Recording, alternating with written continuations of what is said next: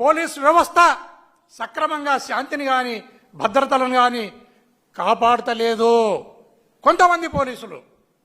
వారికి దయచేసి నా విజ్ఞప్తి, మీరు చంద్రబాబు నాయుడి చేతిలో ఆయుధం కాకండి, మీకు మీరు సంఖ్యలను వేసుకోకండి అని నేను తెలియజేస్తున్నాను.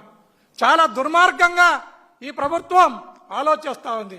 ఆయన ఆలోచనను మీరు అమలు చేసే విధంగా మీరు నడుచుకోవద్దు. పోలీస్ వ్యవస్థ ఈ రాష్ట్రంలో ఒక సుదీర్ఘమైన చరిత్ర కలిగిన వ్యవస్థ.